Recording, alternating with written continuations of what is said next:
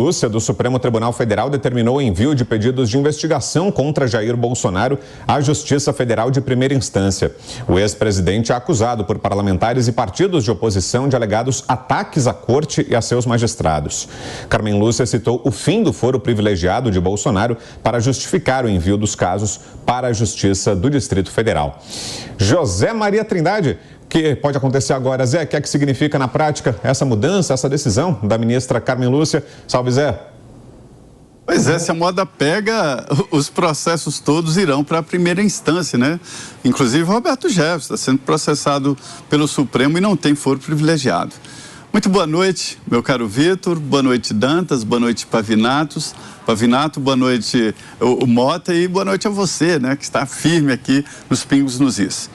Olha, o Supremo Tribunal Federal já discutiu em várias ocasiões o foro especial, né? Que é o chamado foro por prerrogativa de função. O deputado, senador, existem 47 mil cargos no Brasil com foro privilegiado, desde vereador, porque isso foi aumentando, né? Vereador, deputado estadual, policial, enfim, uma série de cargos.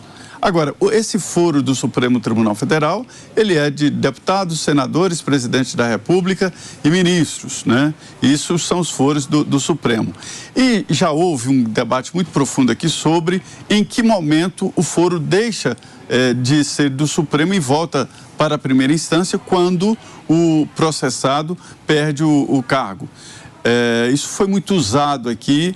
Parlamentares que eram processados, quando estava no momento do julgamento, aí ele renunciava, né, como estratégia de defesa para o assunto voltar à primeira instância. O Supremo entendeu que, depois de iniciado o processo, não voltaria, né? Isso foi uma decisão anterior.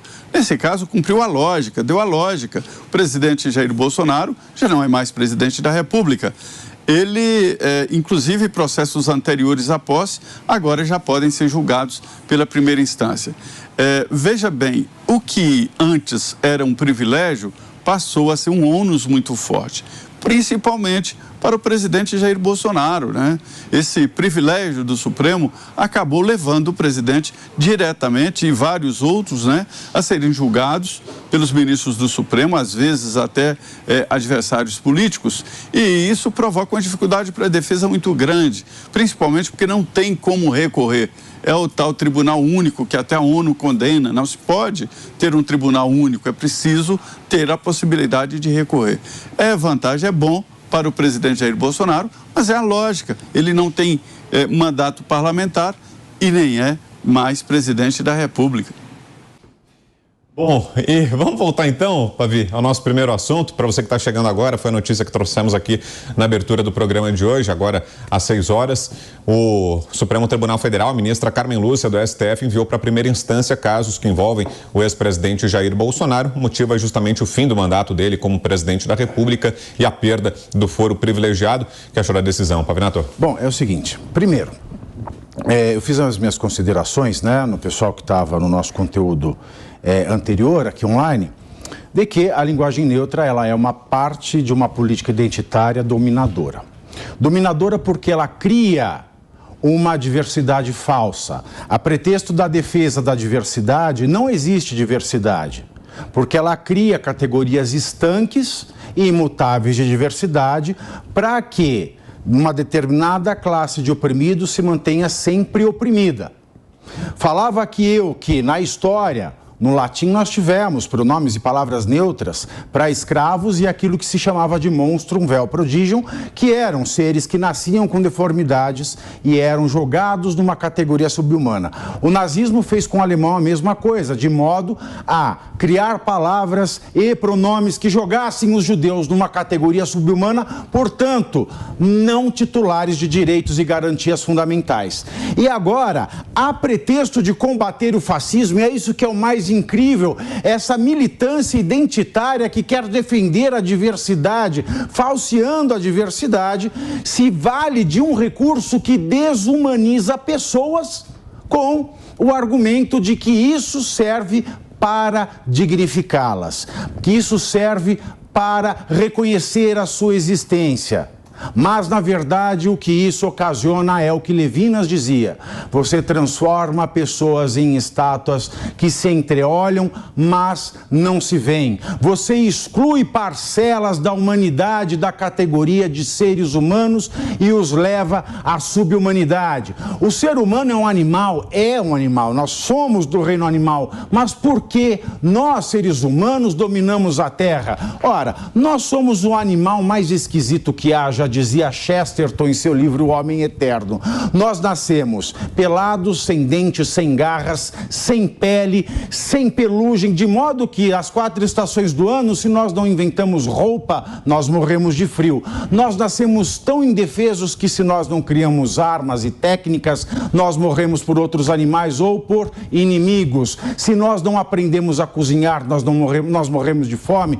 Nós temos todas as limitações dos animais, de todos os animais, com o prejuízo de que os outros animais já vêm equipados para a sobrevivência e nós não, e mesmo assim nós dominamos o mundo. Por quê?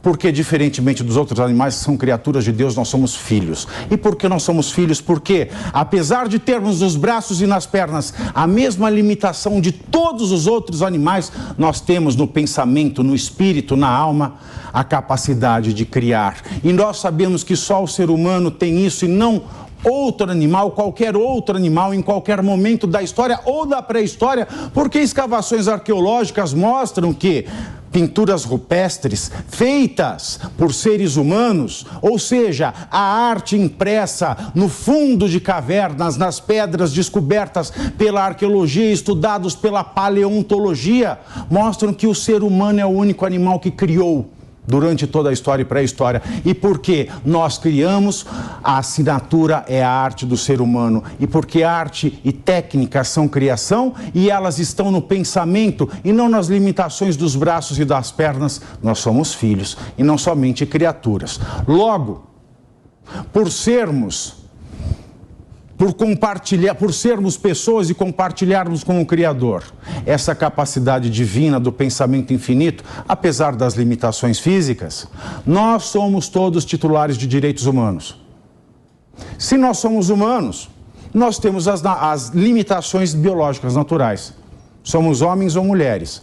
Eu sou homossexual, eu tenho atração pelo mesmo sexo. Sou heterossexual, tenho atração pelo sexo oposto. Se eu sou transexual, o meu pensamento, a minha alma, não condiz com o meu sexo biológico, mas de mulher eu me torno homem ou de homem eu me torno mulher. Não existe o indefinido na natureza. Não existe o neutro na natureza. Eu não posso chegar à beira do penhasco e dizer, eu vou voar como uma águia, porque eu vou cair e morrer como uma capivara. E a linguagem neutra é esse abismo. Ela tira uma categoria de pessoas da classe de seres humanos e assim tribaliza uma sociedade. Essa é uma lei que foi feita que não precisaria ter sido feita. Afinal de contas, a língua portuguesa é a língua oficial. Se editais de concurso do Estado serão feitos pelo governo do Estado, que não vai usar a linguagem neutra. Aliás, o Código de Processo Administrativo diz que a língua do processo administrativo no Brasil é a língua portuguesa. E a língua portuguesa é aquilo que está de acordo com o acordo ortográfico da língua portuguesa. E no mais, tudo em direito, todos os contratos só têm validade quando feitos em língua portuguesa. Portanto, é uma lei inútil, com um julgamento que parece que faz permitir a linguagem neutra, mas na verdade não faz, porque juridicamente, se eu digo que o Estado não é competente para proibir a linguagem neutra, eu também digo que ele não pode prescrever a linguagem neutra. Portanto, tecnicamente, ao menos, isso não é um problema para o nosso direito. Mas, politicamente, ideologicamente, porque isso só gera uma classe de dominados. Cláudio Dantas, temos mais 2 minutos, Cláudio. O que nos diz dessa decisão da ministra Carmen Lúcia? Bom, eu acho que a ministra faz muito bem. Ela sinaliza para os seus colegas da Suprema Corte o que deve acontecer com todos os processos que foram abertos nos últimos anos, inquéritos políticos, né? Inquéritos em que ministros são vítimas, ao mesmo tempo são acusadores e são julgadores. Esses inquéritos políticos que estão abertos eles têm como alvo pessoas sem foro, assim como o Jair Bolsonaro agora, que não tem foro, já não tem mais. São pessoas comuns, cidadãos comuns, que não ocupam nenhum cargo com prerrogativa de função. Carmen Lúcia está encaminhando para a primeira instância 7 processos. A gente poderia até aprofundar aqui um pouquinho o mérito desses processos. Um deles são 7, 5 deles são referentes a declarações que ele deu naquele 7 de setembro, que ele atacou o Alexandre de Moraes, fez ataques ao sistema eleitoral. Outro tem a ver com uma acusação de racismo, inclusive que rememora declarações dele ainda como deputado em 2018, e um outro tem a ver com uma motociata. Quando você vai ver quem moveu esses processos, percebe-se claramente que são processos com objetivo político. Esse do racismo, por exemplo, é um processo que inclusive já teve decisão anterior do ex-ministro agora, o ex-ministro Marco Aurélio Mello, que rejeitou esse processo. E ele continuou lá dentro, correndo, e agora a ministra envia tudo para a primeira instância. Independentemente do que tratam esses processos, o que interessa é justamente o entendimento da ministra Carmen Lúcia, que já foi presidente do Supremo, que já presidiu o TSE, que já foi presidente do CNJ, uma sinalização fortíssima e importante que deve ser seguida pelo Alexandre de Moraes e outros colegas. É preciso que o Supremo, que o Judiciário volte para a sua caixa, volte para a sua caixinha, para o seu lugar. Assim como isso precisa acontecer com outros poderes, né? Para a gente tentar aí sim pacificar o país. Então, assim, parabenizo a ministra e espero que o exemplo seja seguido.